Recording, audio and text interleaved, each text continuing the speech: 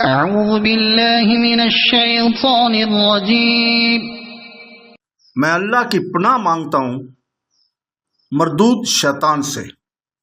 بسم اللہ الرحمن الرحیم۔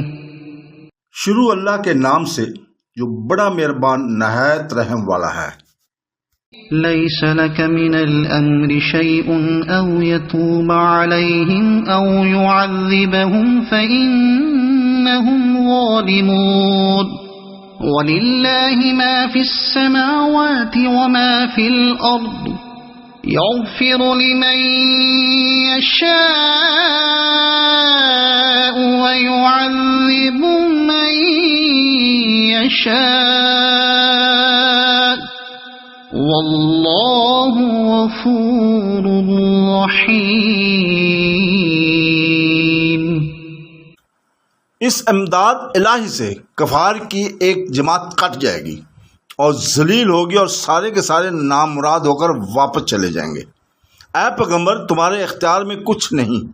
اللہ چاہے ان کی توبہ قبول کرے چاہے عذاب کرے، کیونکہ وہ ظالم ہے۔ آسمانوں اور زمین میں جو کچھ ہے سب اللہ ہی کا ہے، جسے چاہے بخشے جسے چاہے عذاب کرے۔ اللہ تعالیٰ بخشش کرنے والا مہربان ہے۔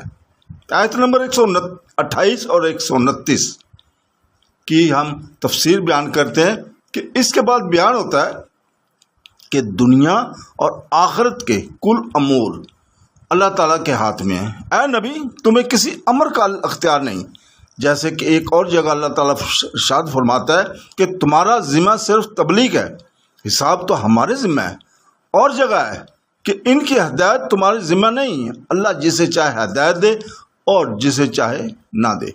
تو جسے چاہے ہدایت نہیں کر سکتا، بلکہ اللہ جسے چاہے ہدایت کرتا ہے۔ پس میرے بندوں میں تجھے کوئی اختیار نہیں، جو حکم پہنچے اسے اوروں کو پہنچا دے، تیرے ذمہ یہی ہے۔ ممکن ہے اللہ ہی نے توبہ کی توفیق دے اور برائی کے بعد وہ بھلائی کرنے لگے، اور اللہ رحیم ان کی توبہ قبول فرما لے، یا ممکن ہے کہ انہیں ان کے کفر و گناہ کے بنا پر عذاب کرے، تو یہ ظالم اس کے بھی مستحق ہیں۔